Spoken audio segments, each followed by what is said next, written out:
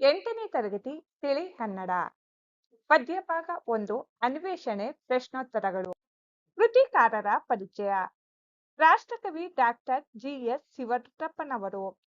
ಕಾಲ 1926ರಲ್ಲಿ ಜನಿಸಿ 2013ರಲ್ಲಿ ಇವರು ನಿಧನರಾದರು. ಸ್ಥಳ ಶಿವಮೊಗ್ಗ ಜಿಲ್ಲೆಯ ಶಿಕಾರಿಪುರ ತಾಲೂಕಿನ ಈಸೂರು ಗ್ರಾಮ. ವೃತ್ತಿ ಕನ್ನಡ ಪ್ರಾಧ್ಯಾಪಕರು. ಇವರು ಕವಿಯಾಗಿ ವಿಮರ್ಶಕರಾಗಿ ಪ್ರಸಿದ್ಧರಾಗಿದ್ದಾರೆ. ಕೃತಿಗಳು ಸೌಂದರ್ಯ ಸಮೀಕ್ಷೆ, ದೀಪದ ಹೆಜ್ಜೆ, ಸಾಮಗಾನ, ಕಾರ್ತಿಕ, ಅನಾವರಣ, ಚೆಲುವು ಒಲವು, ಗೋಡೆ ಮುಂತಾದವು. ಪ್ರಶಸ್ತಿ ಕೇಂದ್ರ ಸಾಹಿತ್ಯ ಅಕಾಡೆಮಿ ಪ್ರಶಸ್ತಿ, ಪಂಪ ಪ್ರಶಸ್ತಿ, ನೃಪತುಂಗ ಪ್ರಶಸ್ತಿ ಹಾಗೂ ರಾಷ್ಟ್ರಕವಿ ಬಿರುದನ್ನು ಪಡೆದಿದ್ದಾರೆ. ಪ್ರಸ್ತುತ ಅನ್ವೇಷಣೆ ಕವಿತೆಯನ್ನು ಅವರ ಗೋಡೆ ಕವನ ಸಂಕಲನದಿಂದ ಆಯ್ಕೆ ಮಾಡಲಾಗಿದೆ. ಪ್ರಶ್ನೆಗಳು. ಮುಖ್ಯ ಪ್ರಶ್ನೆ 1. ಕೆಳಗೆ ನೀಡಿರುವ ಪದ್ಯದ ಸಾಲುಗಳನ್ನು ಪೂರ್ಣಗೊಳಿಸಿರಿ. 1. ಎಲ್ಲೋ ಹುಡುಕಿದೆ ಇಲ್ಲದ ದೇವರ ಡ್ಯಾಶ್ ಗುಡಿಯೊಳಗೆ. ಉತ್ತರ ಕಲ್ಲು ಮಣ್ಣುಗಳ. ಎಲ್ಲೋ ಹುಡುಕಿದೆ ಇಲ್ಲದ ದೇವರ ಕಲ್ಲು ಮಣ್ಣುಗಳ ಗುಡಿಯೊಳಗೆ. 2. ಒಳಗಿನ ತಿಳಿಯನ್ನು ಕಲಕದೆ ಇದ್ದರೆ ಡ್ಯಾಶ್ ನಾಲಿಗೆಗೆ. ಉತ್ತರ ಅಮೃತದ ಸವಿಯಿದೆ. ಒಳಗಿನ ತಿಳಿಯನ್ನು ಕಲಕದೆ ಇದ್ದರೆ ಅಮೃತದ ಸವಿಯಿದೆ ನಾಲಿಗೆಗೆ. 3. ಹತ್ತಿರವಿದ್ದು ಡ್ಯಾಶ್ ನಿಲ್ಲುವೆವು. ಉತ್ತರ ದೂರ. ಹತ್ತಿರವಿದ್ದು ದೂರ ನಿಲ್ಲುವೆವು. 4. ಎಷ್ಟು ಕಷ್ಟವೋ ಡ್ಯಾಶ್ ಎಂಬುದು 4 ದಿನದ ಈ ಬದುಕಿನಲ್ಲಿ. ಉತ್ತರ ಹೊಂದಿಕೆ. ಎಷ್ಟು ಕಷ್ಟವೋ ಹೊಂದಿಕೆ ಎಂಬುದು 4 ದಿನದ ಈ ಬದುಕಿನಲ್ಲಿ. ಮುಖ್ಯ ಪ್ರಶ್ನೆ 2. ಕೆಳಗಿನ ಪ್ರಶ್ನೆಗಳಿಗೆ ಒಂದು ವಾಕ್ಯದಲ್ಲಿ ಉತ್ತರಿಸಿ. ಪ್ರಶ್ನೆ 1. ಕವಿ ಜಿಎಸ್ ಶಿವರುದ್ರಪ್ಪನವರು ಮೊದಲು ದೇವರನ್ನು ಎಲ್ಲಿ ಹುಡುಕಿ ವಿಫಲರಾದರು? ಉತ್ತರ ಕವಿ ಜಿಎಸ್ ಶಿವರುದ್ರಪ್ಪನವರು ಮೊದಲು ದೇವರನ್ನು ಕಲ್ಲು ಮಣ್ಣುಗಳ ಗುಡಿಯೊಳಗೆ ಹುಡುಕಿ ವಿಫಲರಾದರು. ಪ್ರಶ್ನೆ 2. ನಂದನ ಮತ್ತು ಬಂಧನ ಎಂದರೇನು? ಅವು ಎಲ್ಲಿವೆ? ಉತ್ತರ ನಂದನ ಮತ್ತು ಬಂಧನಗಳು ಎಂದರೆ ಸುಖ ಮತ್ತು ದುಃಖಗಳು. ಅವು ನಮ್ಮೊಳಗೆ ಇವೆ. ಪ್ರಶ್ನೆ ಸಂಖ್ಯೆ 3. ಅಮೃತದ ಸವಿ ನಾಲಿಗೆಗೆ ಯಾವಾಗ ಸಿಗುತ್ತದೆ? ಉತ್ತರ ಒಳಗಿನ ತಿಳಿಯನ್ನು ಕಲಕದೆ ಇದ್ದರೆ ಅಮೃತದ ಸವಿ ನಾಲಿಗೆಗೆ ಸಿಗುತ್ತದೆ. ಪ್ರಶ್ನೆ 4. ಮಾನವನಲ್ಲಿ ಅಹಂ ತುಂಬಿದಾಗ ಹೇಗೆ ವರ್ತಿಸುತ್ತಾನೆ? ಉತ್ತರ ಮಾನವನಲ್ಲಿ ಅಹಂ ತುಂಬಿದಾಗ ಹತ್ತಿರವಿದ್ದರೂ ದೂರ ನಿಲ್ಲುತ್ತಾನೆ. ಪ್ರಶ್ನೆ 3. ಕೆಳಗಿನ ಪ್ರಶ್ನೆಗಳಿಗೆ 3-4 ವಾಕ್ಯಗಳಲ್ಲಿ ಉತ್ತರಿಸಿ. ಪ್ರಶ್ನೆ 1. ಕವಿ ಜಿಎಸ್ಎಸ್ ಅವರು ದೇವರನ್ನು ಅನ್ವೇಷಿಸಿದ ಬಗ್ಗೆ ಹೇಗೆ? ಉತ್ತರ ಕವಿ ಜಿಎಸ್ಎಸ್ ಅವರು ದೇವರನ್ನು ಮೊದಲು ಕಲ್ಲು ಮಣ್ಣುಗಳ ಗುಡಿಯೊಳಗೆ ಹುಡುಕಿದ್ದಾರೆ. ಅಲ್ಲಿ ಸಿಗದೆ ವಿಫಲರಾದರು. ಕೊನೆಗೆ ತಮ್ಮೊಳಗೆ ಇರುವ ಪ್ರೀತಿ ಸ್ನೇಹಗಳ ರೂಪದಲ್ಲಿ ದೇವರನ್ನು ಕಂಡರು. ಪ್ರಶ್ನೆ ಸಂಖ್ಯೆ 2. ಕವಿ ಹೇಳುವಂತೆ ಬದುಕಿನಲ್ಲಿ ಯಾವುದು ಕಷ್ಟ, ಅದನ್ನು ಪಡೆಯುವುದು ಹೇಗೆ? ಉತ್ತರ ಕವಿ ಹೇಳುವಂತೆ ಬದುಕಿನಲ್ಲಿ ಹೊಂದಾಣಿಕೆ ಎಂಬುದು ಕಷ್ಟ, ಅದನ್ನು ಅಹಂಕಾರವನ್ನು ಬಿಡುವುದರಿಂದ ಪಡೆಯಬಹುದು. ಮುಖ್ಯ ಪ್ರಶ್ನೆ 4. ಸಂದರ್ಭದೊಡನೆ ವಿವರಿಸಿರಿ. ವಾಕ್ಯ 1. ಪ್ರೀತಿ ಸ್ನೇಹಗಳ ಗುರುತಿಸದಾದೆವು ನಮ್ಮೊಳಗೆ. ಆಯ್ಕೆ. ಈ ವಾಕ್ಯವನ್ನು ಜಿಎಸ್ ಶಿವರುದ್ರಪ್ಪನವರು ಬರೆದಿರುವ ಗೋಡೆ ಕವನ ಸಂಕಲನದಿಂದ ಆಯ್ದ ಅನ್ವೇಷಣೆ ಎಂಬ ಪದ್ಯದಿಂದ ಆರಿಸಲಾಗಿದೆ. ಈ ಮಾತನ್ನು ಕವಿ ಹೇಳುತ್ತಾರೆ. ಸಂದರ್ಭ.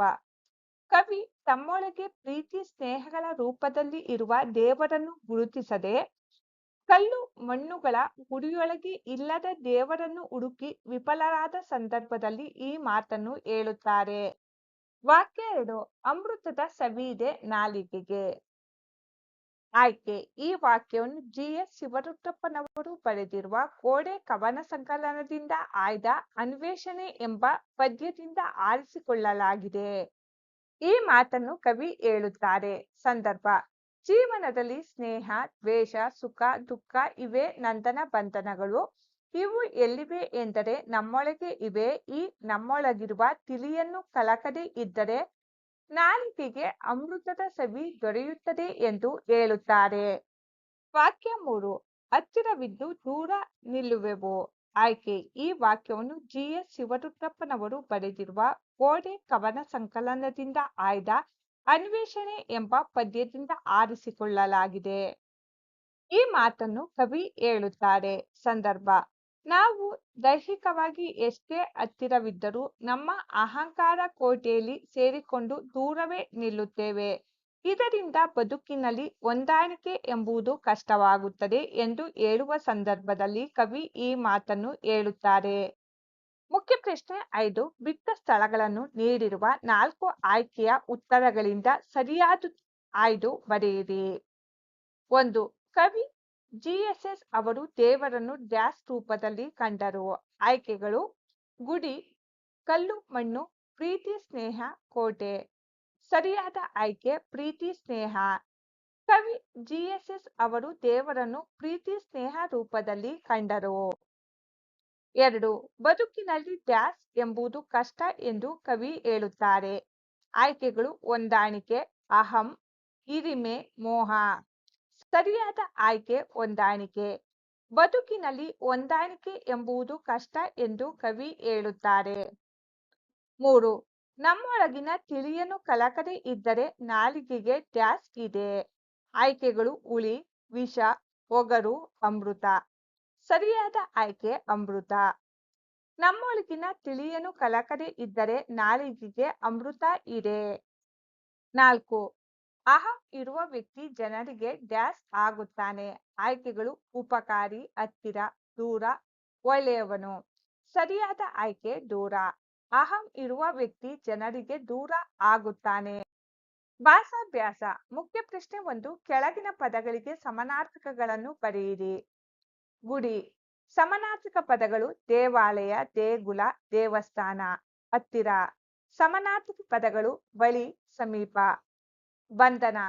ಸಮಾನಾರ್ಥಕ ಪದಗಳು: ಸೆರೆ, ಜೈಲುವಾಸ. ಸ್ನೇಹ. ಸಮಾನಾರ್ಥಕ ಪದಗಳು: ಗೆಳೆತನ, ಮಿತ್ರತ್ವ. ಮುಖ್ಯ ಪ್ರಶ್ನೆ 2. ಕೆಳಗಿನ ಪದಗಳಿಗೆ ವಿರುದ್ಧಾರ್ಥಕ ಬರೆಯಿರಿ. ಪ್ರೀತಿ, ದ್ವೇಷ. ದೂರ, ಹತ್ತಿರ. ಅಮೃತ, ವಿಷ. ಸಿಹಿ, ಕಹಿ. ಕಷ್ಟ, ಸುಖ. ಬಂಧನ, ಬಿಡುಗಡೆ. ಮುಖ್ಯ ಪ್ರಶ್ನೆ 3. ಕೆಳಗಿನ ಪದಗಳನ್ನು ಸ್ವಂತ ವಾಕ್ಯದಲ್ಲಿ ಬರೆಯಿರಿ. ದೇವರು. ಸ್ವಂತ ವಾಕ್ಯ: ನಮ್ಮ ಮನೆಯಲ್ಲಿ ದೇವರ ಪೂಜೆಗೆ ಒಂದು ಪ್ರತ್ಯೇಕ ಸ್ಥಳವಿದೆ. ಪ್ರೀತಿ ಸ್ನೇಹ. ಸ್ವಂತ ವಾಕ್ಯ: ನಾನು ನಮ್ಮ ಕುಟುಂಬ ಮತ್ತು ಸ್ನೇಹಿತರ ಪ್ರೀತಿ ಸ್ನೇಹವನ್ನು ಗೌರವಿಸುತ್ತೇನೆ. ಬಂಧನ. ಸ್ವಂತ ವಾಕ್ಯ: ನಮ್ಮ ಪಕ್ಕದ ಮನೆಯವರು ಗಿಳಿಯನ್ನು ಬಂಧನದಲ್ಲಿ ಇರಿಸಿದ್ದಾರೆ. ಅಮೃತ. ಸ್ವಂತ ವಾಕ್ಯ: ನನ್ನ ಅಮ್ಮನ ಕೈತುತ್ತು ಅಮೃತಕ್ಕೆ ಸಮಾನ. ಹೊಂದಿಕೆ. ಸ್ವಂತ ವಾಕ್ಯ: ನಮ್ಮ ಮನೆಯಲ್ಲಿರುವ 2 ಎತ್ತುಗಳು ಹೊಂದಿಕೆಯಿಂದ ಹೊಲವನ್ನು ಉಳುತ್ತವೆ. ಅಹಂ.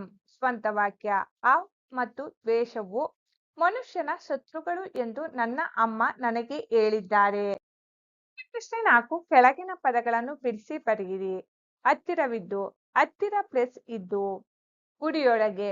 ಗುಡಿಯ ಪ್ಲಸ್ ಒಳಗೆ. ಸವಿದೆ. ಸವಿ ಪ್ಲಸ್ ಇದೆ. ನಮ್ಮೊಳಗೆ. ನಮ್ಮ ಪ್ಲಸ್ ಒಳಗೆ. ಮುಖ್ಯ ಪ್ರಶ್ನೆ 5. ಸುಳಿವು ಪದಗಳನ್ನು ಬಳಸಿ ಜೋಡಿ ಪದಗಳನ್ನು ಬರೆಯಿರಿ. ಉದಾಹರಣೆಗೆ: ಕಲ್ಲು ಮಣ್ಣು, ಪ್ರೀತಿ ಸ್ನೇಹ. ಜೋಡಿ ಪದಗಳು: ಹೊಲ ಗದ್ದೆ, ಹೂವು ಹಣ್ಣು, ಗಿಡ ಮರ, ಕಳ್ಳ ಸುಳ್ಳ, ಗುಡ್ಡ ಬೆಟ್ಟ, ಮಳೆ ಬೆಳೆ, ಎಡ ಬಲ, ರೀತಿ ನೀತಿ.